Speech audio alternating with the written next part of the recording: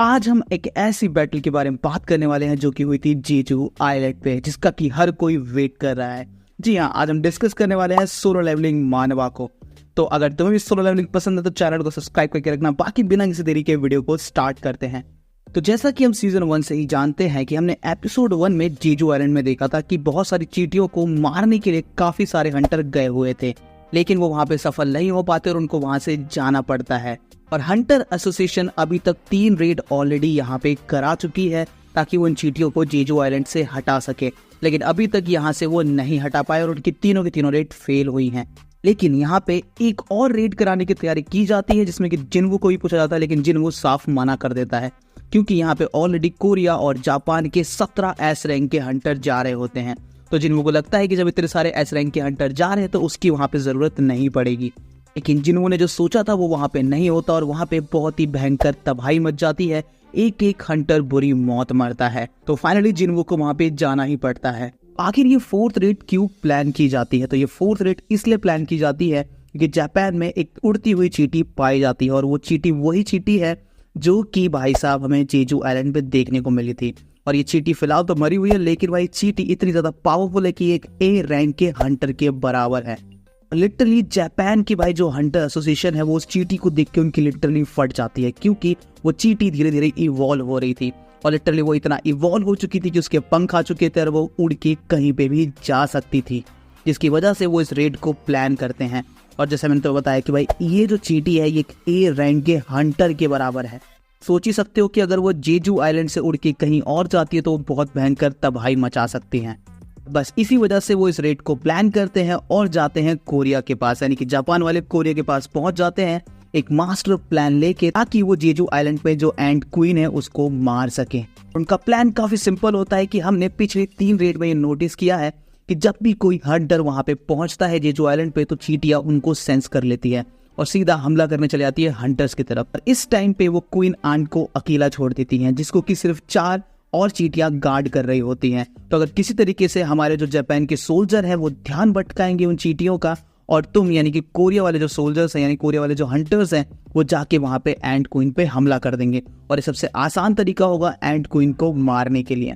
और लिटरली ये प्लान सुन के कोरिया के भी जो हंटर्स होते हैं और जो कोरिया की एसोसिएशन होती है वो भी मान जाती है क्योंकि उनको ये प्लान काफी अच्छा लगता है और वो समझ जाते हैं कि इस बार तो हम भाई जेजू आइलैंड को क्लियर कर ही देंगे और इन चींटियों को वहां से भगा देंगे। यहाँ पे एक खतरनाक टीम भी बनती है जिसकी वजह से कोरिया की जो टीम है यानी कि कोरिया की जो एसोसिएशन है वो ये मान जाती है कि जापान की टीम में 12 एस रैंक हंटर होते हैं जो कि भाई कोरिया के 9 एस रैंक हंटर से काफी ज्यादा स्ट्रॉन्ग होते हैं। यहाँ पे टीम्स रेडी होती है और यहाँ पे भाई जापान का सबसे स्ट्रॉन्गेस्ट हंटर भी था जो कि था गोतो राउजी, और ये जापान के गिल्ड का लीडर भी था और ये सबसे स्ट्रॉन्गेस्ट था और इस रेड के बाद बंदा नेशनल लेवल हंटर बनने वाला था। बस इसके बाद वो यहाँ पे हमला करना शुरू कर देते हैं और भाई शिप में निकल जाते हैं, जहाँ पे जापान और कोरिया दोनों ही अपने अपनी टीम्स बनाते हैं और प्लान के अकॉर्डिंग यहाँ पे शुरू कर देते हैं। बिल्कुल प्लान को फॉलो कर रहे थे वो सभी 4-4 लोगों की टीम बनाते हैं और जेजू आइलैंड के अलग अलग हिस्से में चले जाते हैं ताकि वो चींटियों का ध्यान भटका सके और जो कोरिया के हंटर्स हैं वो एंट क्वीन को मार सके। उनका ये प्लान बिल्कुल सक्सेसफुल होता है क्योंकि भाई जितनी भी एंट्स थी वो सभी हंटर्स की तरफ जाने लगती है और हंटर्स उनको काफी इजीली वहां पे मार रहे होते हैं। जापान के हंटर अपना काम कर रहे थे तो यहाँ पे कोरिया के हंटर भी एक्टिव हो जाते हैं और वो सीधा एंट क्वीन के नेस्ट पे हमला करने पहुंच जाते हैं, जहाँ पे उनका एक पर्सन वीडियो रिकॉर्ड कर रहा था ताकि वो पूरे कोरिया को दिखा सके कि भाई ये पूरी रेड किस तरीके से हुई है और उन्होंने कैसे डोमिनेट किया है। यहाँ पे कोरिया के हंटर्स ने काफी अच्छा सेटअप किया हुआ था। उन्होंने अपने कुछ ए रैंक के हंटर अलग अलग जगह पे डिप्लॉय किए थे और साथ ही में शिप्स में भी उनको रखा हुआ था ताकि अगर कोई चींटी वहां से भागने की कोशिश करे तो वो उसको वहीं पे खत्म कर दे। साथ ही में उनका ये प्लान जो था शुरुआत में काफी अच्छा जा और यहाँ पे रिकॉर्डिंग को भी उन्होंने काफी अच्छे से मैनिपुलेट कर रखा था। उन्होंने रिकॉर्डिंग डिले की हुई थी ताकि अगर कोई भी दिक्कत आए तो जो लाइव स्ट्रीम चल रही है उसे बंद किया जा सके और बाद में बोला जा सके कि किसी कारण से ये कैंसिल हो गई, क्योंकि कल को अगर रेड फेल होती है तो वो अपनी बेइज्जती से बच जाएंगे। तो यहाँ पे देख पाते कि कोरिया की टीम नेस्ट में उतर जाती है और वहां पे एक चॉय जुंग करके एक बंदा है जो कि कोरिया का एक फ्लेम हंटर है। हाँ, मुझे फ्लेम आशिरा की याद आ गई, तुम्हें भी आ गई हो तो कमेंट में जरूर से बताना। तो वो सीधा उतरता है क्योंकि उसके पास काफी अच्छी टेक्निक होती है एंड को इनको मारने के लिए, जो कि है फ्लेम्स। वो लिटरली वहां पे एक एक चींटी को जलाना शुरू कर देता है। यहाँ पे वो ये भी बोलता है कि बचपन से ही उसे शौक है चींटियों को जलाने का, पहले वो चींटियों को लाइटर से जलाता था तो उनमें से काफी पट पट की आवाज आती थी, लेकिन इन चींटियों को जलाने में तो धमाके हो रहे हैं और उसे काफी ज्यादा मजा आ रहा था इस चीज में। के बाद चॉयजुंग अपनी पूरी टीम को बोलता है कि अब तुम आके यहाँ पे अटैक कर सकते हो। उसकी पूरी की पूरी टीम आके वहाँ पे हमला बोल देती है और एक एक चींटी को वहाँ पे मारना शुरू कर देती है। कि दूसरी तरफ हम देख पाते हैं कि भाई जापान के जो हंटर है वो काफी मिस्टीरियस तरीके से मर रहे थे, वो भी काफी बुरी मौत। यहाँ पे हमें चॉयजुंग ये बताता है कि उसने एक बी रैंक का भाई जाल बिछा रखा है कि अगर कोई बी रैंक से नीचे की अगर कोई चींटी है तो वहां से उड़ के नहीं भाग पाएगी। और उसके बाद वो सीधा पता लगाने लगता है एंट क्वीन का कि वो कहाँ पे छुपी हुई है। ऐसी सर्च करते करते उसे उस एंट क्वीन का पता भी चल जाता है, जिसको वो मिलके मार भी देते क्योंकि उनकी टीम में एक एस रैंक का हीलर था जो कि उनको काफी अच्छे से हील कर रहा था। लेकिन तभी चॉयजुंग को फील होता है कि उसका जो बी रैंक का जो जाल था वो टूट चुका और सारी चींटियां जो है इस आइलैंड से बाहर जा रही हैं। और वो आखिर जा कहाँ रहे थे, क्योंकि उन सभी चींटियों को पता चल जाता है कि उनकी जो एंट क्वीन है वो मारी जा चुकी है। तो जहाँ पे वो मरी है सब वहीं पे इकट्ठा होने के लिए चालू हो जाते हैं।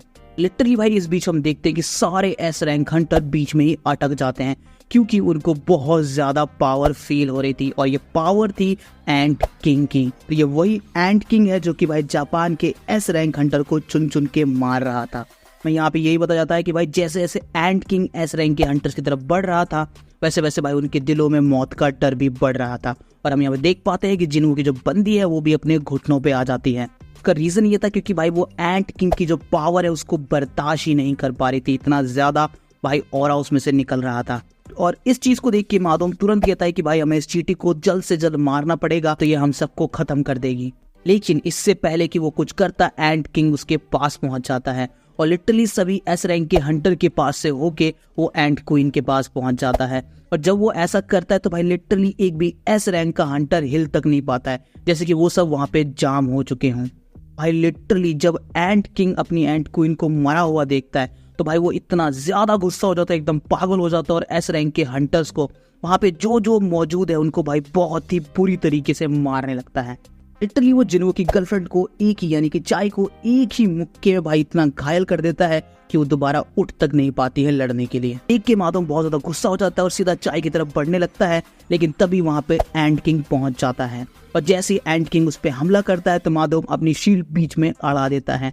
लेकिन भाई उसके एक पंच से ही शील्ड के साथ साथ मादम का हाथ तक टूट जाता है। यहाँ पे हम देख पाते हैं बियांगो जो कि एक एस रैंक का हंटर था जो कि हीलर भी है भाई एस रैंक का, वो यहाँ पे एक ऐसी टेक्निक का यूज कर रहा था जिससे कि वो छुपा हुआ था और अपने साथियों की मदद भी कर सकता था।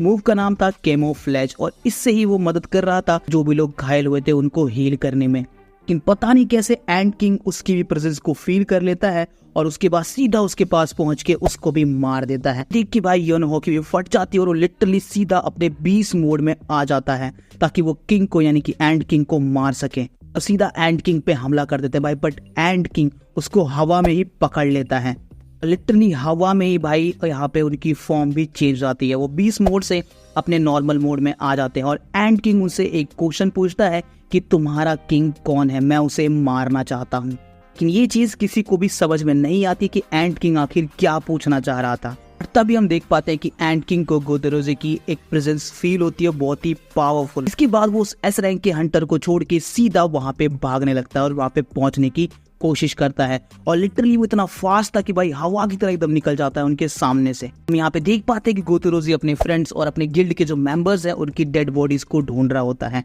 जहाँ पे हंटर एसोसिएशन उसको कॉल भी करते हैं और उसको मिशन को अबॉर्ट करने के लिए कहते हैं। और अब वो यहाँ पे एक चीज और पूछता है, गोतेरोज़े हेडक्वार्टर में पूछता है कि कोरियर हंटर के कितने चांसेस है वहां से निकलने के। तो यहाँ पे हेडक्वार्टर उससे बोलता है कि 0%, वहां से कोई भी बच के निकल नहीं पाएगा क्योंकि उनके साथ जिन्वो नहीं है।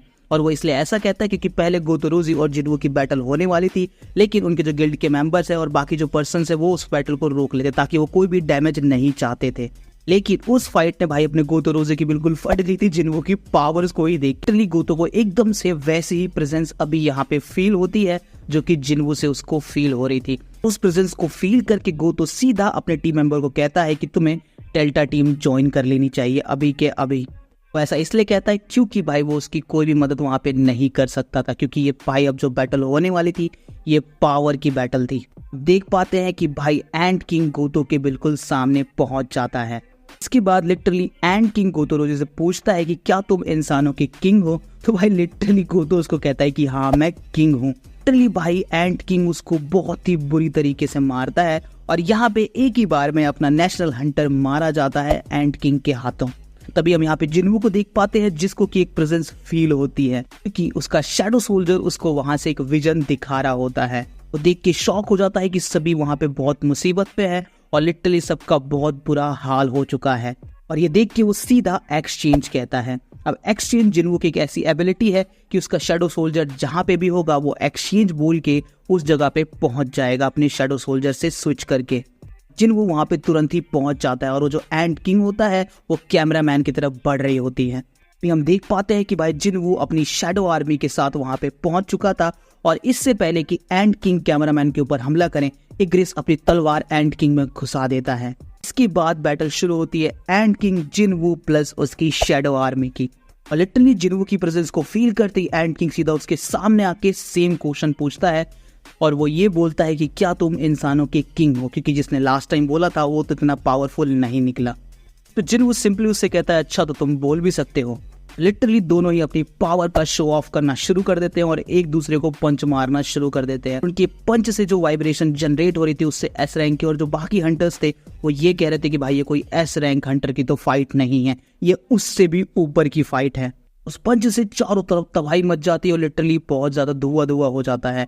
जिसके बाद जैसे धुआं हटता है तो हम देखते हैं एंड किंग तो वहीं खड़ा है लेकिन जिनवू थोड़ा सा पीछे हो गया है, जिस पर एंड किंग उससे कहता है कि तुम भी बहुत कमजोर हो। लेकिन अगले ही पैनल में हम जिनवू को देख पाते हैं जो कि भाई सीधा आगे बढ़ता है अपने एंड किंग। इसके बाद भाई जिनवू एकदम बैडएस तरीके से उसको घूसे मारने लगता है और इस फाइट को देख के भाई जितने भी एस रैंक हंटर थे उनके तो मुंह खुले रह जाते हैं क्योंकि ये फाइट भाई बियॉन्ड द लिमिट्स जा चुकी थी। जिनवू भाई बहुत ही बुरी तरीके से यहाँ पे एंड किंग को धो रहा होता है लेकिन एंड किंग भी उसको बराबर की टक्कर वहां पे देता है। जिनवू उन्हीं पंच से जो एंड किंग का बाहरी कवच होता है जो कि भाई बहुत ज्यादा पावरफुल होता है वो बहुत ही इजीली तोड़ देता है उन पंचेस से। तभी हम देख पाते हैं कि एंड किंग जिनवू के ऊपर अपने मुंह से कोई हमला करता है। उस हमले से जिनवू के मुंह पे एक कट लग जाता है और लिटरली वो हमला कोई ऐसा वैसा नहीं था, वो सबसे पावरफुल पॉइजन था जिसे कि अभी एंड किंग ने कंज्यूम किया था इस आइलैंड पे आने से पहले, जिसकी की वजह से अब जिनवू की बॉडी में भी वो जहर लग चुका था। लेकिन भाई हम देख पाते हैं कि जिनवू को उससे कोई भी असर नहीं होता है क्योंकि जिनवू का सिस्टम उस पॉइजन को एलिमिनेट कर देता है। ये फायदा है जिनवू के सिस्टम का क्योंकि कोई भी पॉइजन वो वहां पे एलिमिनेट कर देता है ताकि जिनवू के ऊपर किसी पॉइजन का असर ना हो। और भाई ये देख के तो एंड किंग भी हैरान हो जाता है कि इस जहर से इसे क्यों कुछ नहीं हुआ। जिसके बाद वो अपनी एंड की आर्मी को बुलाता है जिनवू पे हमला करने के लिए और जिनवू यहाँ पे बुलाता है टस्क को। अब टस्क कौन है? जिनवू और टस्क की फाइट भी काफी भाई इंटरेस्टिंग है जो कि हम आगे डिस्कस करेंगे। तो यहाँ पे टस्क को वो ऑर्डर देता है कि जितनी भी एंड है उन सबको मारने के लिए। तो यहाँ पे जिनवू टस्क को एक ऑर्डर देता है कि यहाँ पे जितनी भी एंड्स है उन सबको जला देना है, लेकिन वो ऑर्डर देता है कि किसी भी इंसान को नहीं जलाना है, अगर तुमने जलाया तो मैं तुम्हें वापस नहीं बुलाऊंगा। लिटरली भाई इसके बाद जब टस्क अपने जादू का हमला करता है तो एक एक चींटी को वो खत्म कर देता है। और लिटरली ये देख के तो भाई एंड किंग की भी बढ़ जाती है कि एक इंसान मुझसे भी ज्यादा कैसे पावरफुल हो सकता है। तो ये भी कहता है कि मैं एक सुपीरियर हूँ, मेरा जन्म ही इसलिए हुआ था कि मैं इन सबसे पावरफुल बन सकूं और यहाँ पे राज करूं और सभी चींटियों को इस आइलैंड से बाहर ले जा सकूं। इसका रीजन ये था क्योंकि भाई उस आइलैंड पे भाई अभी रिसोर्सेज की कमी हो रही थी, इसलिए एंड क्वीन ने उस सोल्जर को चुना था सभी एंड्स को बाहर निकालने के लिए। लेकिन लिटरली ये सब देख के भाई एंड किंग की इतनी फट जाती है कि वो वहां से भागने लगता है क्योंकि वो समझ जाता है कि वो जिनवू को नहीं हरा सकता, वो यहाँ पे नहीं जीत सकता। तो यहाँ पे वो भागने की कोशिश करता है लेकिन जिनवू भाई उसको भागने नहीं देता और उसको वहीं पे मार देता है। और जिसके बाद जिनवू उसे अराइज करता है और उसे अपनी शैडो आर्मी में शामिल करता है और उसका नाम रखता है बीरू। जो बात जिनवू उसे सबसे पहला ऑर्डर देता है कि यहाँ पे जितनी भी चींटियां हैं उन सबको मार दो और एक साथ वो उन सभी चींटियों को वहां पे मार देता है, जो बाहर गई होती है उनको भी मार देता है और ऐसे ही बनता है बीरू जिनवू की आर्मी का सबसे स्ट्रॉन्गेस्ट सोल्जर। और उसके साथ साथ जिनवू अपनी गर्लफ्रेंड को भी हील करता है, उस पर्सन को वापस से जगा के जो कि भाई सभी को हील कर रहा था, यानी कि हमारा एस रैंक का हंटर। और वो जैसी वो हील कर देता है, वो कभी भी किसी फाइट पे पार्टिसिपेट नहीं करना चाहता था, जिसको देख के जिनवू उसे वापस से हटा देता है अपनी आर्मी से और उसे इजीली जाने देता है। इसी तरीके से ये बैटल यहाँ पे समाप्त होती है। अगर तुम्हें वीडियो पसंद आई हो तो चैनल को सब्सक्राइब करके जाना और इस वीडियो को एक लाइक जरूर से देके जाना। बाकी मिलते हैं अपनी अगली वीडियो में, तब तक के लिए बाय बाय।